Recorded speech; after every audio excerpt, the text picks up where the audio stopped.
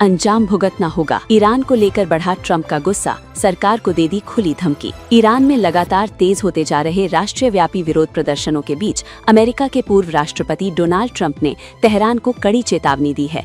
उन्होंने कहा कि अगर ईरानी सरकार अपने ही नागरिकों के खिलाफ हिंसक कार्रवाई जारी रखती है तो उसे गंभीर परिणाम भुगतने होंगे। डेट्रॉइट में एक कार्यक्रम के बाद पत्रकारों से बात करते हुए ट्रंप ने कहा कि अमेरिका ईरान की स्थिति पर बारीकी से नजर रखे हुए है, खास तौर पर उन रिपोर्टों पर जिनमें प्रदर्शनकारियों की हत्याओं और कथित फांसी की बात कही जा रही है। भारत के खिलाफ इस्लामिक नाटो बनाने की तैयारी।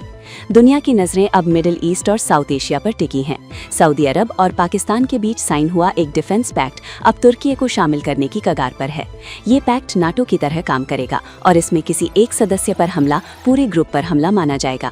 इसे कई लोग इस्लामिक नाटो या मुस्लिम नाटो कह रहे हैं। ब्लूमबर्ग की रिपोर्ट के मुताबिक बातचीत काफी आगे बढ़ चुकी है और जल्द ही डील हो सकती है। ये बदलाव इसीलिए अहम है क्योंकि इसमें सऊदी अरब का खजाना, पाकिस्तान का न्यूक्लियर हथियार और तुर्की की मजबूत मिलिट्री पावर एक साथ आ रही है। भारत इस डील पर गहरी नजर रख रहा है। माघ मेले में एकादशी स्नान पर उमड़ा श्रद्धालुओं का हुजूम। माघ मेले के दौरान एकादशी के मौके पर स्नान करने के लिए संगम घाट पर बड़ी संख्या में श्रद्धालु पहुंचे।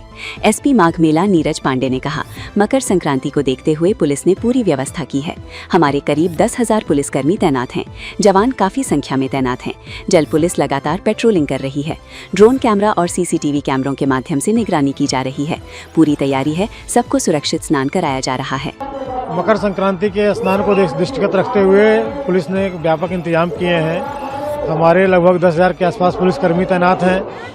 हमारी पीएसी की करीब 22 कंपनियां हैं, आरएएफ की 6 कंपनियां हैं, एनडीआरएफ की टीमें हैं, एटीएस की टीमें हैं, सिविल पुलिस के जवान काफ़ी संख्या में तैनात हैं। जल पुलिस लगातार पेट्रोलिंग कर रही है। गोताखोर हमारे पास मौजूद हैं और ड्रोन कैमरों के माध्यम से और सीसीटीवी कैमरों के माध्यम से भी निगरानी की जा रही है।